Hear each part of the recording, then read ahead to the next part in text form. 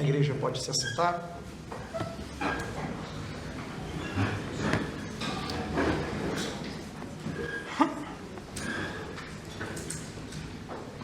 Irmãos, nós estamos encerrando hoje a exposição da primeira viagem missionária de Paulo, juntamente com Barnabé. Nós fizemos exposições nesse mês de agosto, dos capítulos 13 e 14.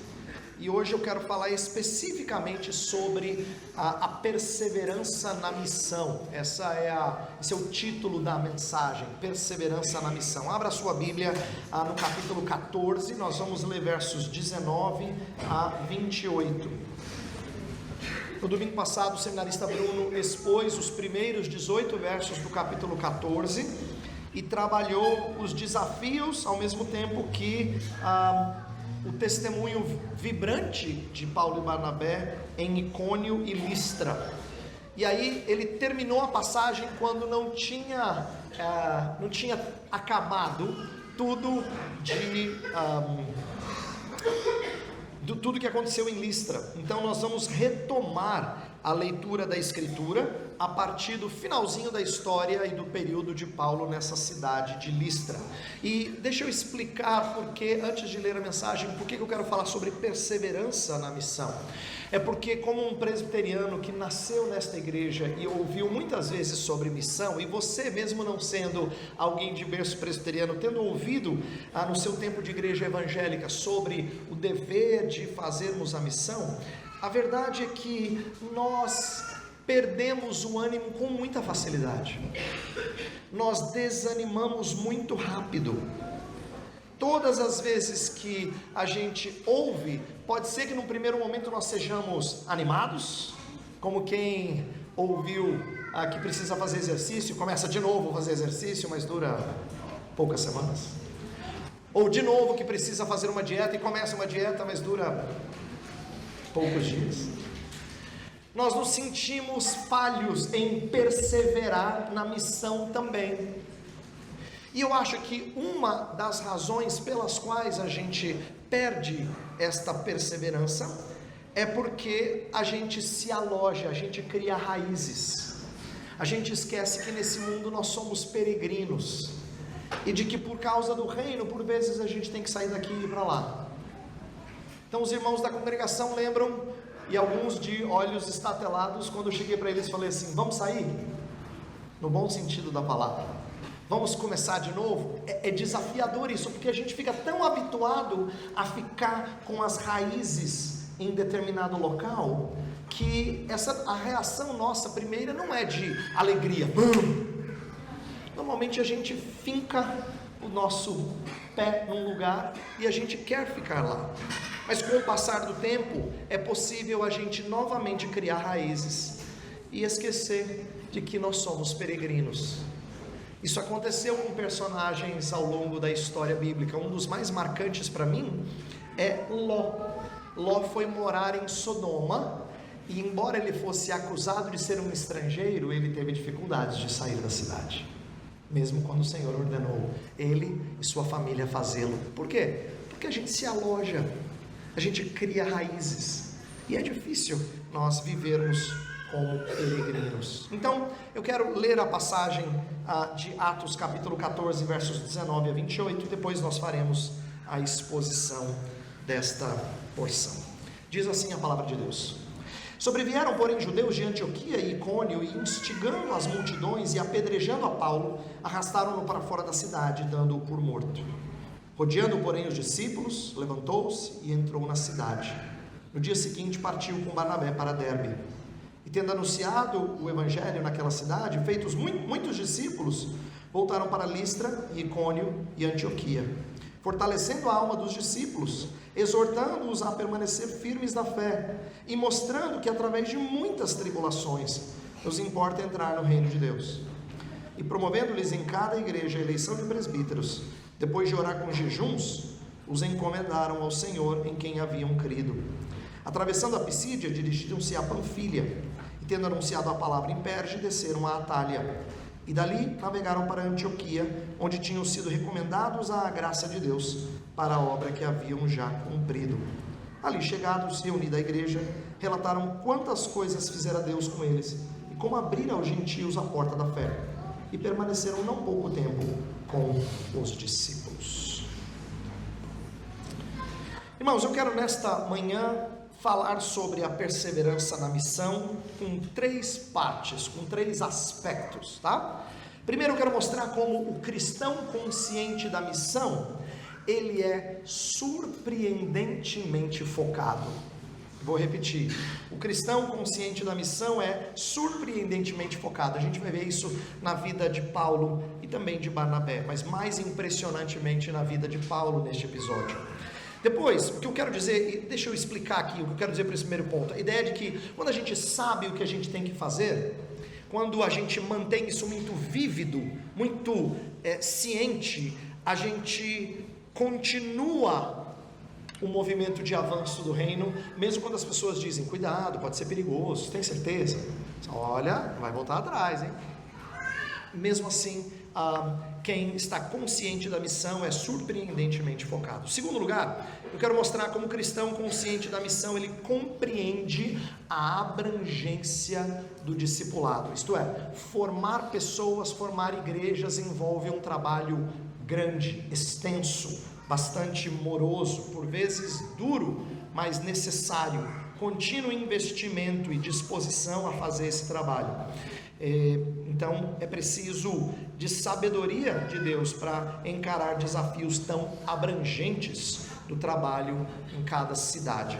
Em terceiro lugar, o cristão consciente, ele associa a missão à igreja local. Isto é, ao invés dele fazer carreira solo, ele associa a missão à sua igreja. Tudo que ele faz em termos de testemunho nunca pode ser desconectado da sua igreja local. Ele não só é autorizado pela igreja, mas ele presta contas a ela.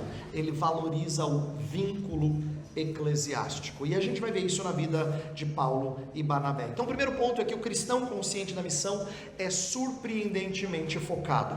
Deixa eu lembrar de novo o finalzinho da passagem que o seminarista Bruno expôs no domingo passado. Eles passaram por Antioquia da Pisídia, foi o texto que eu preguei 2 domingos atrás, e aí eles foram expulsos, passaram depois por Icônio, e em Listra aconteceu um milagre que Paulo realizou. O povo achou que Paulo e Barnabé eram deuses, e aí quase que ofereceram sacrifícios a eles. Em outras palavras, eles estão tão empolgados, Paulo e Barnabé têm tanta popularidade, que eles serão exaltados ao status de deuses. De repente no versículo 19, diz que alguns judeus de Antioquia e Icônio foram até a cidade de Listra. É importante você entender aqui o que está acontecendo na narrativa. Se até o momento em que o Bruno expôs no domingo passado, é difícil o trabalho entre os pagãos, agora a gente vai ver, é mais difícil do que parece. Por quê? É verdade que Paulo e Barnabé conseguiram fazer alguns discípulos naquela cidade. A gente sabe que, tanto no versículo 20 como no versículo 22, diz que ele fortaleceu a alma dos discípulos, né? Isso nas cidades por onde eles passaram. E mesma coisa aconteceu no versículo 20, diz que os discípulos rodearam a Paulo. Então ele fez alguns discípulos ali. A história que o Bruno expôs no domingo passado, ela foi contada de maneira rápida, porque Lucas está narrando assim, mas não significa que foi um evento só. Ele pregou na praça, e aí as pessoas adoraram a Paulo e Barnabé, e aí ele disse, e aí depois já foi a minha passagem que eu comecei lendo aqui. Parece-me que há uma elaboração, talvez isso tenha acontecido ao longo de algumas semanas, talvez meses, mas a maioria dos seus ouvintes lá em Listra parece ser marcada por inconstância. Eu digo inconstância porque os judeus que vieram de Antioquia e Icônio, eles viajaram muitos quilômetros, alguns cerca de 160 quilômetros, para chegar até em Listra. A gente sabe por causa da distância das cidades. Então, se eles vieram de Antioquia até Listra, eles viajaram muito. Sabe o que lembra? Saulo de Tarso indo para as cidades em busca dos seguidores de Jesus. Só que agora Saulo está do lado de cá. da perseguição. E aí eles envenenam a mente do povo, diz o verso 19, que eles, instigando as multidões, acabaram fazendo uma espécie de linchamento. Não foi nenhuma execução judicial, não teve tribunal, nada. Eles apedrejaram a Paulo dentro da cidade. Só para vocês terem uma ideia, normalmente esse tipo de execução não acontecia dentro da cidade. Ele é um ato muito violento. Quando fala de apedrejar, nós estamos dizendo de usar pedras grandes que vão arrebentar o corpo de quem está sendo apedrejado. Não estamos falando aqui de jogar pedrinha que corta pele. Nós estamos falando de pedras que são pesadas o suficientes para matar, porque eram pedras para matar pessoas. Então observe que Paulo é apedrejado ali. O que isso revela sobre o povo que ouviu a Paulo, a multidão de Listra? Que eles oscilam de idolatria a Paulo para apedrejamento de Paulo. Você fala, que coisa louca. Com a mesma impetuosidade, né? Com o mesmo ânimo que eles quase que consideram Paulo Deus, eles prontamente o apedrejam. Entusiasmo que é oscilante. Isso é uma demonstração que nem sempre muito ânimo religioso é necessariamente saudável, tá? Essas pessoas às vezes são extremamente animadas com certas coisas, mas não são bem direcionadas pela verdade, e acabaram apedrejando a Paulo. Essa inconstância não aconteceu só com Paulo, a gente sabe que ela acontece com o próprio Jesus. Jesus muitas vezes surpreendia pessoas na sinagoga só para daqui a pouco ser quase jogado do precipício. Cantavam para ele Hosana num domingo, na sexta-feira estavam gritando crucifica-o, para mostrar a inconstância das pessoas em relação ao evangelho. Essas pedras que foram usadas para o apedrejamento de Paulo era algo que julgava, que causava muitos males. Como eu disse, são pedras grandes com o intuito de quebrar ossos, causando não apenas hematomas, mas hemorragia interna e consequente morte. Diz o verso 19 que depois de apedrejarem Paulo, arrastaram-no para fora da cidade, dando-o por morto. Ele provavelmente não mostrava sinais de vida naquele momento e o deixaram fora da cidade, isto é, ele nem teve a honra de ser sepultado. E depois de toda essa violência, o que Paulo faz? É aqui que a gente deve ler o texto num tom um pouquinho mais vívido do que parece, porque quando Lucas narra, parece uma coisa comum. O versículo 20 fala assim: rodeando porém os discípulos, levantou-se e entrou na cidade. Quando a gente lê um texto sem compreender o que está acontecendo, parece corriqueiro, né? Não, mas não é corriqueiro. Quero que você entenda que ele está estatelado no chão, com a cara de que foi assassinado. Os discípulos estão ali. Eu não creio que aconteça nenhuma ressurreição, mas o Senhor o livrou da morte.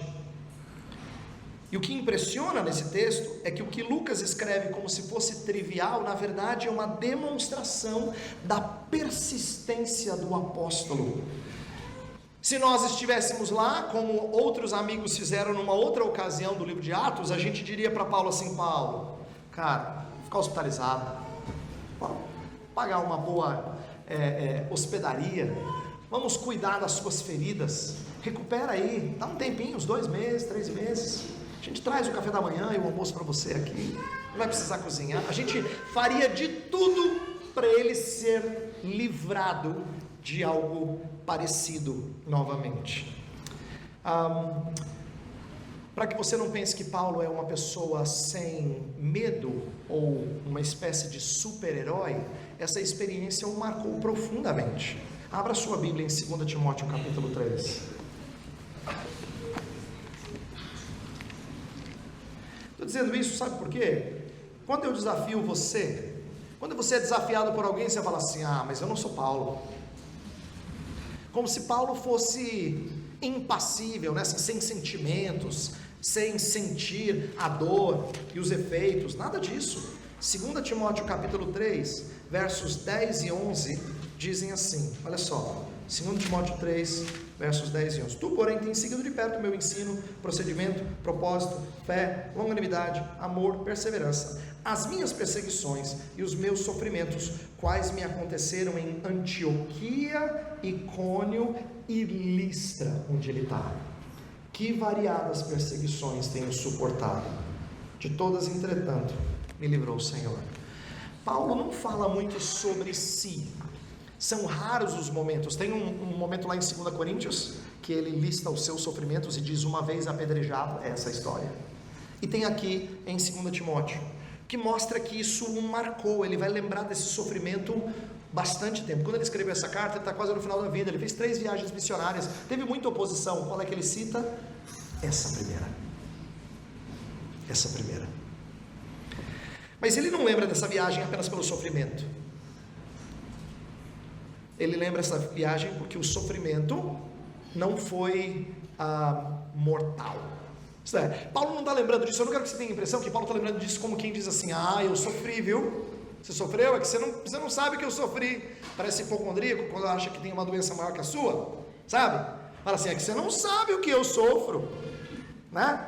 É que você nunca teve o que eu tive. Paulo não fala assim com você. Pelo contrário, ao invés de autocomiseração, o que ele mostra é: mas o Senhor me livrou. Ele consegue honrar o Senhor até no momento de grande dor, até numa das memórias mais apavorantes que Paulo tinha, ele consegue lembrar de dar glória ao Senhor. Quando ele escreve a Epístola aos Gálatas, ele diz assim: eu carrego no meu corpo as marcas de Cristo. É possível que essa tenha sido as marcas, que ele tenha ficado com marcas corporais para a vida, por causa desse apedrejamento. E mesmo assim, mesmo depois de ser perseguido e apedrejado, ele é levado para dentro da cidade, onde quase morreu.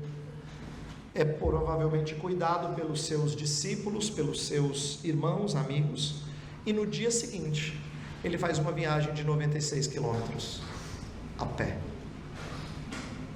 No dia seguinte, diz o texto, levantou-se, partiu para Derbe, 96 quilômetros de distância. Queridos, essa viagem certamente deve ter sido muito dolorida, mas Paulo é extremamente focado. Eu não falei? Ele diz posteriormente assim: em nada considero a vida preciosa para mim mesmo, contanto que complete a minha carreira e o ministério que recebi do Senhor Jesus, para testemunhar o Evangelho da graça.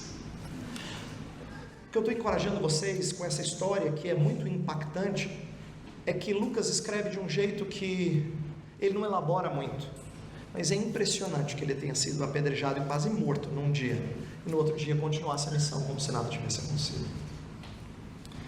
O cristão, ciente da sua missão no reino, ele não pode se aquietar, ele não pode baixar a guarda, desanimar quando é atingido por alguma coisa. Observe quantas vezes você e eu esmorecemos por causa de algum momento difícil na nossa família, no nosso trabalho, no relacionamento na igreja, alguma coisa que te derruba facilmente, e não demora muito para você vir para a igreja abatido, para você fazer isso de maneira difícil. Paulo quase morreu, e no dia seguinte ele levanta e continua a missão. Ele é surpreendentemente focado naquilo que ele recebeu do Senhor Deus. Eu queria que você entendesse isso para diferentes áreas da sua vida. Nós temos a nossa congregação gente mais nova, mas nós temos vários que daqui a pouco pensam ou já estão na fase de aposentadoria. E a cultura brasileira tem um mau hábito de pensar que quando a gente aposenta, a gente faz assim, como se a gente tivesse férias espiritual do reino. Senhor, estou aposentado, Senhor, né? Mas o apóstolo Paulo aqui mostra como não existe aposentadoria espiritual, nem por invalidez. Ele poderia, dar entrada no INSS, ele ficaria aposentado depois dessa aqui, não é? Mas não existe aposentadoria espiritual no reino de Deus. Não existe término da missão enquanto a gente está vivo. enquanto a gente está vivo. Então, queridos, eu falo isso porque eu quero encorajá-los diante da situação na qual a gente está. Hoje nós temos cerca de 1 ano de congregação, e graças a Deus a gente ainda está animado, nem todo mundo no mesmo grau, mas a gente ainda está animado. Mas não vai demorar muito para o nosso ânimo esfriar e a gente criar raízes, e ficar difícil pensar em continuar investindo e crescendo e cuidando de pessoas e avançando na obra do reino.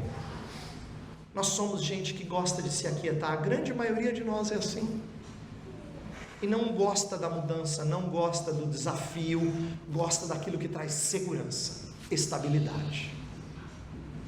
Queridos, o apóstolo Paulo está desafiando a gente a sair da zona de conforto, tá? Está desafiando a gente a sair da zona de conforto e a se dispor a encarar novos desafios por amor do reino de Deus. Ouça o seu Senhor falar com você nesta manhã. Em segundo lugar, o cristão consciente da missão compreende a abrangência do discipulado, isto é, que a missão ela é muito maior do que só ir lá e falar de Jesus. Já fiz a minha parte, pastor, check no evangelização, né? Já fiz a minha parte. Não, é muito mais do que isso.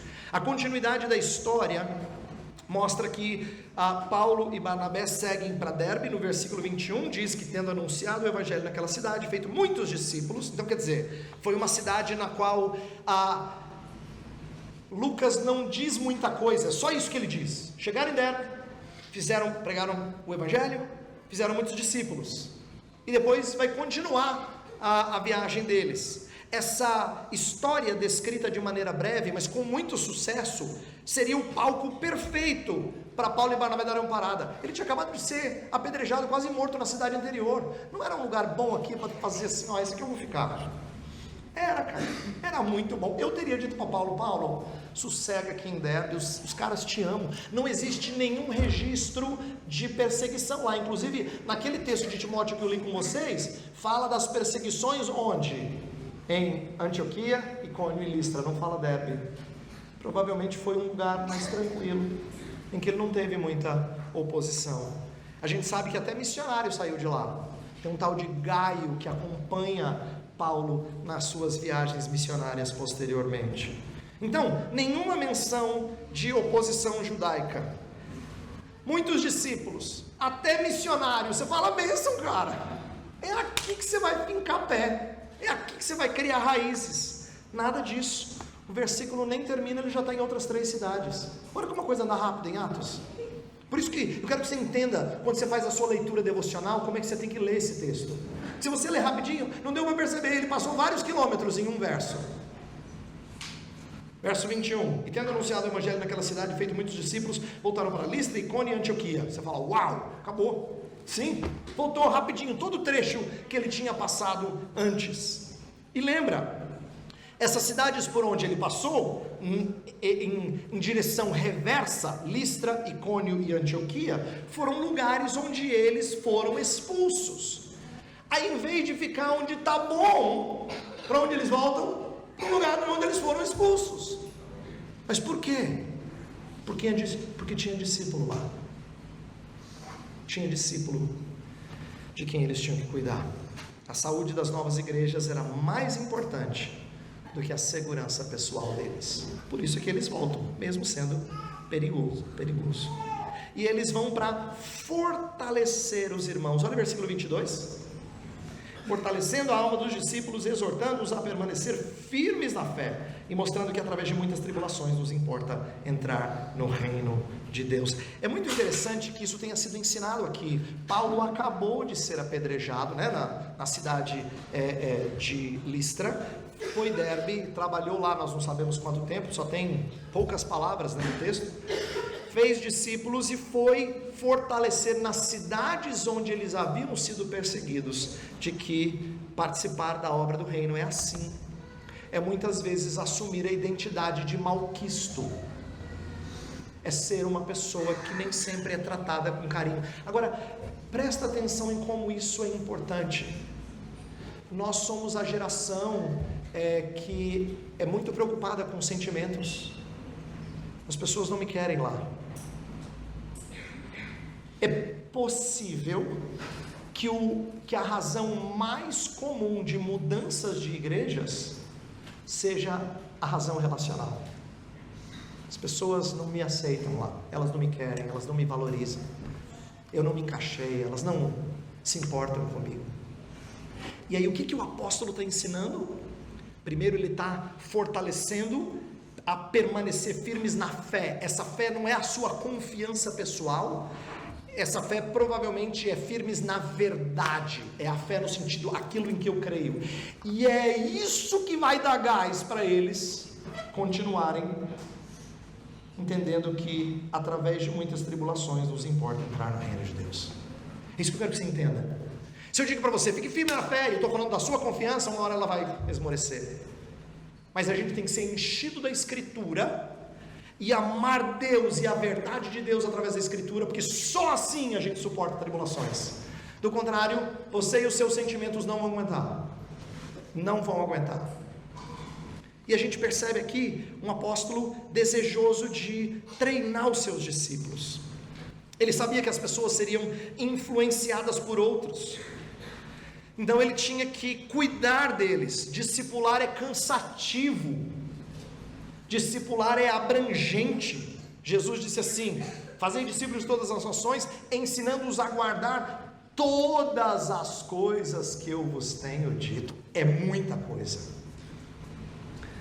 queridos, e nem sempre esse trabalho é frutífero. Eu adoraria dizer para vocês que todo pastor que se dedica, vê as bênçãos, nem sempre. Por exemplo, foram as cidades dessa região, a região da Galácia, que não demorou muito tempo para serem enganadas pelos judaizantes, por aqueles que pregavam a necessidade da circuncisão e outras regras judaicas para você ser salvo. E é assim que Paulo tem que escrever a sua primeira carta, que é a mais áspera delas. Gálatas é um chute na parede, assim. É um soco na porta, por assim dizer, porque ela é extremamente confrontativa. Esses irmãos haviam sido cuidados, o apóstolo Paulo e Barnabé haviam voltado de cidade em cidade, fortalecendo os irmãos e dizendo: fiquem firmes na fé, não deixem a verdade, para logo depois ele descobrir que tinha gente que já tinha conduzido eles a pensar que se eu não obedecer a lei de Moisés eu não serei salvo. E ele escreve Gálatas. O que me impressiona é que assim, o nosso desânimo diria: não vou escrever para esse povo não, cansei. Cara, depois de quase morrer, eu passei em cada cidade, Marcelo, fortalecendo um por um. Aí eu chego de volta no destino e eu ouço falar que eles já estão sendo enganados. Cansei, Ezequias. Haja. Que gente difícil, cabeça dura. E no entanto, eu disse para vocês que discipular é abrangente. O apóstolo Paulo escreve Gálatas, porque ele ainda quer ganhar os seus irmãos. Ele diz inclusive que ele se desgasta, ele morre, ele se acaba, por assim dizer, para que Cristo seja formado neles. Olha que bonita essa frase aos crentes em Gálatas: meus filhos, por quem de novo sofro as dores de parto, até ser Cristo formado em vós. Paulo está se desgastando para que esses discípulos sejam fortalecidos. Por isso, queridos, começar uma igreja não é simples. Não basta só a gente receber gente lá na frente. Isso é muito bonito e bastante encorajador, eu não estou desprezando isso, mas isso é só o começo. Se Deus der a graça da gente continuar aumentando o rol, bênção. Mas é difícil conduzir pessoas da vinda para a igreja para a maturidade. Eu vou dizer para vocês que na prática é mais fácil gente chegar do que gente ficar madura. É mais fácil. No entanto, o apóstolo Paulo está passando de igreja em igreja para promover maturidade. Saúde da nossa congregação vai ser medida não pelo número de pessoas que frequentam aqui dominicalmente, mas pela maturidade e perseverança dos seus membros. Que Deus tenha piedade de nós, seja bondoso para conosco. Um outro artifício do cuidado de Paulo e de Barnabé dessas congregações é o que acontece no versículo 23. Atos 14, 23 diz: e promovendo-lhes em cada igreja a eleição de presbíteros, depois de orar com jejuns, os encomendaram ao Senhor em quem haviam crido. Isto é, eles promovem o estabelecimento de liderança local. Era importante isso. Eles precisavam estabelecer a liderança de presbíteros, e o fizeram. E o fato de terem conduzido a escolha de homens maduros é prova de que o trabalho deles teve alguma eficácia, e louvado seja o Senhor por isso. E depois Paulo e Barnabé oram com jejuns, a igreja inteira ora, e os encomendam, isto é, os oficiam a graça de Deus. Versículo 23 fala: encomendaram ao Senhor em quem haviam crido, isto é, Senhor, agora é contigo. Nós entendemos que eles estão treinados e foram instalados na posição deles. Uma das pessoas com quem Paulo fez isso, até mais delongadamente, era possivelmente daquela região, Timóteo. Timóteo foi um discípulo de Paulo, que Paulo tomou para debaixo das suas asas, por assim dizer, e cuidou dele, e o treinou. Foi a Timóteo que Paulo encorajou a perseverar na missão, mesmo em meio aos sofrimentos. Abra novamente a sua Bíblia em 2 Timóteo, eu quero ler com você 2 Timóteo 2:3. 2 Timóteo 2:3, veja o que diz: participa dos meus sofrimentos como bom soldado de Cristo Jesus. Versos 8 a 10. Lembra-te de Jesus Cristo, ressuscitado dentre os mortos, descendente de Davi, segundo o meu evangelho, pelo qual estou sofrendo até algemas como malfeitor, contudo a palavra de Deus não está algemada. Por esta razão, tudo suporto por causa dos eleitos, para que também eles obtenham a salvação que está em Cristo Jesus, com eterna glória. Paulo lembra a Timóteo dos seus sofrimentos, mas não é para dizer assim, olha como eu sou um apóstolo dedicado. Não, participa comigo. Ele chama Timóteo a participar com ele e a lembrar do que Cristo fez por eles e de como eles devem entregar suas vidas a Cristo. Por último, caso você pense que isso é só para Paulo e Timóteo, então 2 Timóteo 3:12, um dos versos mais importantes para você guardar nesta manhã. Ora, todos quantos querem viver piedosamente em Cristo Jesus serão perseguidos. Paulo está preparando Timóteo. Perceba que o discipulado é abrangente assim. E eu quero que você compreenda o porquê que eu estou lembrando a você nessa manhã, de que a vida cristã ela é feita por entrar por uma porta estreita, prosseguir num caminho apertado, que são indícios de uma vida que não é leve, mas que é sofrida pela causa de Cristo. Então, a razão pela qual a gente continua com Cristo não é porque Ele traz muitas bênçãos agora, é porque Ele fica valioso aos nossos olhos, a tal ponto que vale sofrer agora. É isso que faz a gente continuar com Cristo. Permanecer com Cristo mesmo em meio ao sofrimento faz com que Cristo seja visto como extremamente valioso. Queridos, e é isso que eu quero encorajar você a fazer. É assim que você tem que encorajar o seu irmão, porque é bem provável que tenha alguém sentado perto de você, e eu não estou aqui sendo adivinho não, é bem provável que tenha alguém perto de você que está abatido por alguma razão, e que é seu papel, meu papel, encorajar esses irmãos que estão abatidos, e que com facilidade esmorecem, e param de prosseguir e avançar. O discípulo consciente da missão compreende a abrangência do discipulado. É penoso, mas honra o nosso Cristo. Por último, o cristão consciente associa a sua missão à igreja local. Isto é, ele não tem uma tarefa dele, ele conecta com a igreja local. O final do nosso texto mostra que Paulo e Barnabé vão voltar para Antioquia. A gente não sabe quanto tempo eles ficaram nessa viagem, alguns especulam que deve ter sido por volta de uns 2 anos ao todo, passando por vários lugares, Chipre, depois Antioquia, depois Icônio, Listra, Derbe, e voltando, passando pelas cidades. A gente não sabe, mas o que a gente sabe é que eles voltam para a igreja. Versículo 26, olha lá, Atos 14, verso 26, diz que dali navegaram para Antioquia, onde tinham sido recomendados a graça de Deus para a obra que haviam já cumprido. Então eles terminaram a obra missionária que eles receberam da igreja de Antioquia no começo do capítulo 13, foi o meu primeiro sermão nesta série.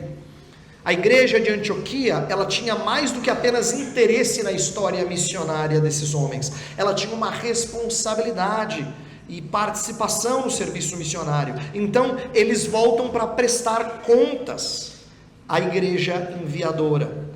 Isso ajuda a gente a perceber que a missão não é apenas de Paulo e Barnabé, tá? A missão é da igreja de Antioquia. Então eu quero ensinar uma coisa importante para vocês. Se Deus permitir, um dia Pedras Vivas vai ter uma filha. E quando Pedras Vivas tiver uma filha, não são as pessoas que estão na congregação que estão plantando, é Pedras Vivas que estará plantando. E é isso que você tem que entender. A gente fala de Paulo e Barnabé, dando a impressão que Paulo e Barnabé são espetaculares, né, cara? Olha só que maravilha. Mas na verdade eles voltam para a igreja para dizer: essa missão é nossa. Ela é nossa. Ela não é só minha, não é só do meu parceiro de missões, ela é nossa. Queridos, isso é muito importante.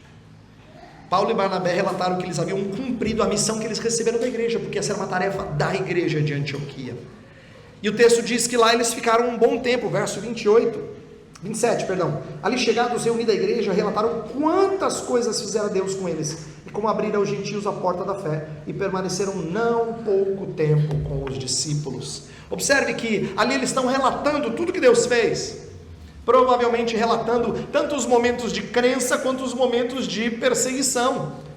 Os livramentos do Senhor certamente entraram nesse relatório.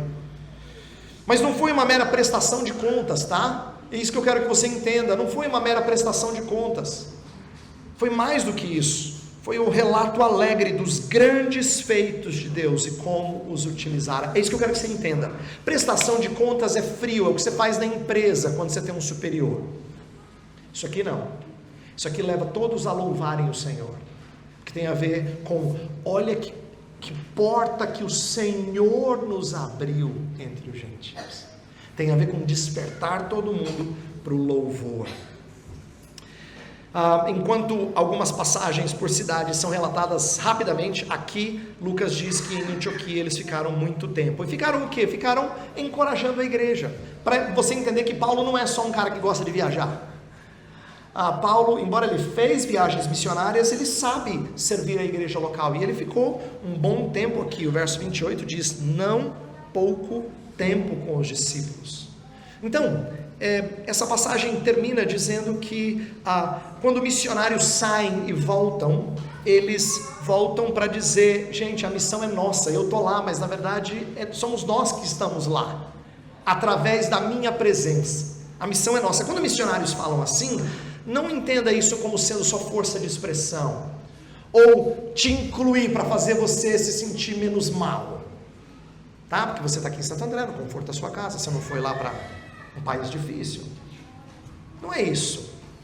É porque missionários que entendem bem a obra da expansão do reino sempre conectam o seu trabalho com a igreja local. Sempre. Eles entendem que a missão é da igreja, não do missionário. Ninguém quer entrar numa empreitada gigantesca e assustadora sozinhos. Mas todos nós nos sentimos encorajados quando nós estamos acompanhados. Não é verdade? Por exemplo, olha só como é que a Escritura fala da missão. Primeira passagem importante: ide fazer discípulos de todas as nações, batizando-os em nome do Pai, do Filho e do Espírito, ensinando-os a guardar todas as coisas que eu vos tenho dito. Não é pouco, né? Eu falei que é bastante. Então, Luan, manda brasa. Mas Jesus não comissionou assim. Como é que ele termina a grande comissão? E eis que estou convosco todos os dias, até a consumação dos séculos. Porque a companhia dele encoraja quem vai. A mesma coisa acontece no livro de Atos. Jesus fala que eles tinham que se espalhar por Jerusalém, Judéia, Samaria, até os confins da terra. Mas como é que eles iriam até esses lugares? Descerá sobre vós o Espírito Santo. Vocês vão ser revestidos de poder e sereis minhas testemunhas nesses lugares. Então, a companhia do Senhor fortalece, e o Senhor utiliza a sua igreja. Então, queridos, nem todos nós sairemos daqui, mas um dia alguns de nós sairão daqui, se Deus quiser. E todos nós temos que aprender a dizer: irmão, nós vamos contigo. Em oração, em sustento, em apoio, saiba que nós estamos contigo.